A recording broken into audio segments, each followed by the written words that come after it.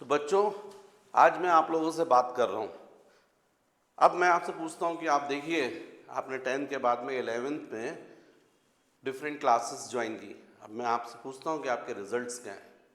आप देखिए आपकी मार्कशीट में जो मार्क्स आ गए हैं फिजिक्स, केमिस्ट्री और मैथ्स, ये आपकी यदि यही मार्क्स आप ज़रा सोचें सेम यदि बोर्ड एग्जाम में जाए तो क्या होगा।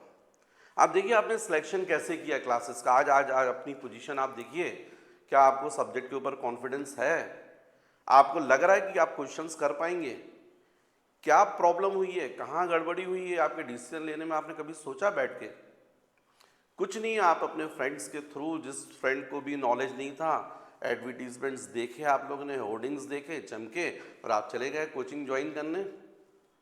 किसी ने बोला ज़्यादा फीस है, आपको लगा यही शायद ज़्यादा फीस है तो बहुत अच्छा पढ़ाएंगे, और आप देख रहे हो बार बार टीचर्स का कैसा चेंज हुआ है, फ्लक्चुएशन हुआ है।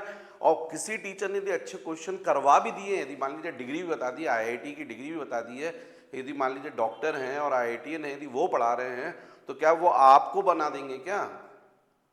टीचर एक अलग आर्ट है, टीचिंग एक अलग आर्ट है। बच्चों को कैसे डेवलप करना, उनको कौन से क्वेश्चंस करवाएं ताकि धीरे धीरे बच्चों को सब्जेक्ट में इंटरेस्ट आ जाए और वो क्वेश्चंस करने लग जाए, एकदम डिफरेंट चीज़ है ये।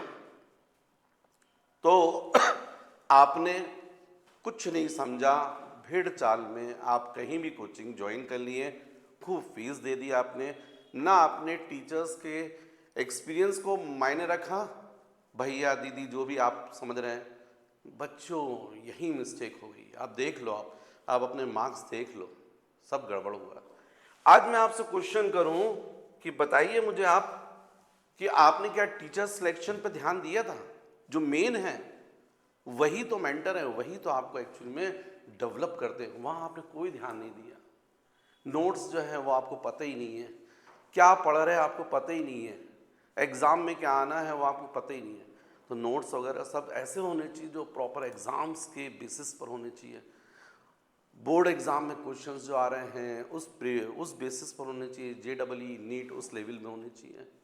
वहाँ कुछ ध्यान नहीं दिया आपने, केवल आपने वो रिजल्ट्स देख लिए कुछ बच्चों के, आपने सोच लिया कि हमारा भी रिजल्ट है। नहीं नहीं बच्चों, आपने सबसे पहले अपने ऊपर भरोसा नहीं किया, दूसरों के भरोसे पर आपने क्लासेस ज्वाइन की, और देख लीजिए आपके पास में रिजल्ट इस वक्त क्या है आपका। तो बच्चों, क्यों मुझे लग रहा है आप क्यों क्लासेस, कैसी क्लासेस ज्वाइन करना चाहिए, क्यों इतनी हड़बड़ी कर रहे हो? सोचो समझो फिर क्लासेस ज्वाइन करो, है ना। मैं 30 मार्च से क्लास स्टार्ट कर रहा हूँ। ये क्लास आप मेरे पास यदि क्लास में आ सकते हैं तो वहाँ पर आकर पढ़ लीजिएगा।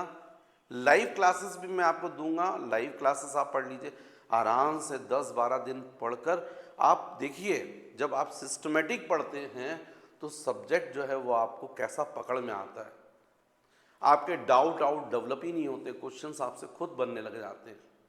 जब आपके थ्योरी कॉन्सेप्ट्स वीक हो जाते हैं तभी ये सारी प्रॉब्लम्स आती है। आपने कभी देखा ही नहीं किसी चैनल को, वीडियो को ढंग से, कि इसमें देखें कि टीचर कैसे पढ़ा रहे हैं, क्या है एक्चुअली में। तो बच्चों, रिजल्ट्स बनाना एक अलग कला है, बच्चे को सिखाना बहुत अलग है, ये सब चीज़ें हैं, इन पे ध्यान दीजिएगा। ठीक है बच्चों।